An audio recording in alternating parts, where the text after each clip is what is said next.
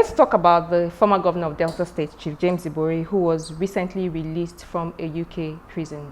Do you agree with those who think that he should be made to face charges here, or are you with someone like Chief Michael Zekome SAN, who believes that it would amount to double jeopardy? No, I don't share that view, because there are many of the offenses committed here which were not tried in the UK. We're charged with fraud and money laundering in the United Kingdom, but here we're talking of corruption and other offenses committed there. Take the alleged bribing of EFCC officials with $15 million, you know. That's one of the offenses. He was facing a 170-count charge here, if you must know. You know, so, and I think some of those who are arguing that way and those who are celebrating Chief James Ibori may put him in trouble. I think his case should be handled with some degree of decency. It's not part of the world where you openly celebrate criminality. You don't roll out tanks, you know, when a man is released from jail for offenses that are heinous. You don't turn them into a Mandela, you know? So that can even provoke the sensibility of people. And why we can do that here, you must realize that the man is still in the United Kingdom. No matter who you are, the law is higher than you. It's only here where you have big people, no fat cats, who can deal with our law and make a mockery of our law with impunity. Over there, if they think you are not sober enough, they can charge you again with other offenses. And I think that was why Dr. Emmanuel Uduaghan, a former Delta State governor, has appealed to Chief Ibori's supporters not to land him in more trouble.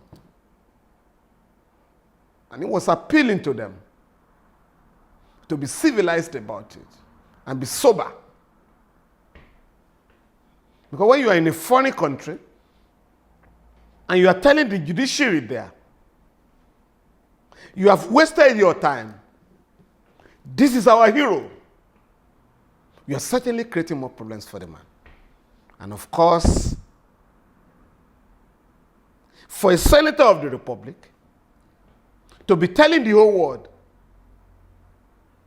that a convicted person in prison was installing governors, the president of the Senate, the speaker of the House of Representatives, and you want the government to beat the drums when it comes back to the country. I mean that may be problematic. So for those who love Chief James Ibori, I think they should sympathize with him. They should allow the man to reorganize his life and stop the celebration of criminality, which is provocative enough for the victims of corruption in this country. Finally, let's round up with the war against corruption. Would you say that it has been holistic so far? It's a difficult question, in the sense that in a new colonial environment, the war against corruption cannot be holistic. And I will explain what I mean. Unknown to many Nigerians, the Western countries, capitalist countries, advanced capitalist countries, are the most corrupt nations on earth. But their system is so organized that whoever you are, once you are caught, the law deals with you. Again, if you take Chief James Ibori's case, all of us were clapping for the fact that, the British judiciary taught him a lesson that he couldn't be taught here. We have all forgotten the fact that it takes two to tango, that without the connivance of the British banks and other financial institutions, there was no way Chief James Ibori could have transferred about $250 million from Delta State to the United Kingdom. But the judges in the United Kingdom, or the trial judge, was deliberately silent on the connivance of their own financial institution. The point I'm making is that there is a limit to which you can fight corruption under a capitalist system, because capitalism is built on fraud and corruption and maintained, sustained by fraud. And that is why the man who has just emerged, the President of the United States, could say publicly that I was clever in not paying taxes or adequate taxes. So you are allowed in a capitalist society not to pay tax if you can avoid, or what they call tax evasion is not allowed, but tax avoidance is legitimate. In the Western countries, you can have tax havens all over the place, or like where you have these Panama Papers and the rest of them, where you can lift money from your country, keep in this island without paying taxes at all. So you can look at the system, and find that corruption is part of the system we practice. I mean, if you take the foreign exchange business, for instance, I mean, we have almost 5 or 6 exchange rates now. So once there is scarcity, you promote corruption. So there are people who do not do anything in Nigeria today, who simply at the end of the week collect millions of dollars from the central bank. So you just stay in your room and change the money and become a multi-billionaire.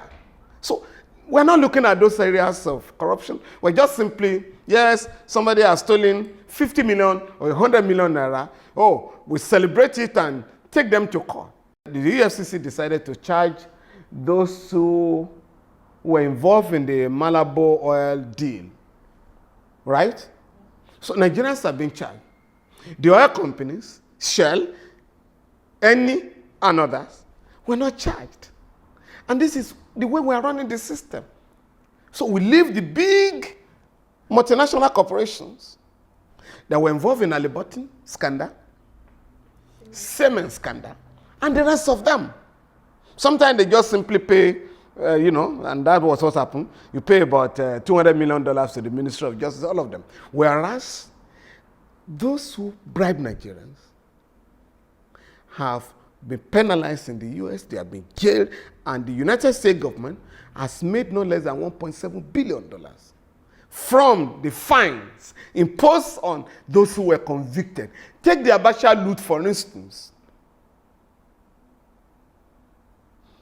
If our government is determined, you can make more money by suing those banks that allow the military officer to remove and keep $5 billion from his country, because those banks fail to carry out due diligence. And so if you want to fight corruption here, apart from trying to institutionalize, and empower the agencies to fight corruption without any government declaring it as its policy. I mean, you must mobilize critical segments of the populace to fight corruption. If you are sending money to the local government, you must mobilize the local communities to know this is how much we have given to your government this month, the local government, so that people will not just sit down and feast on the money. And you must go to the same thing with the states, the same thing with the federal government. So for me, I think we're not fighting corruption yet. Yeah. We are attempting to fight corruption.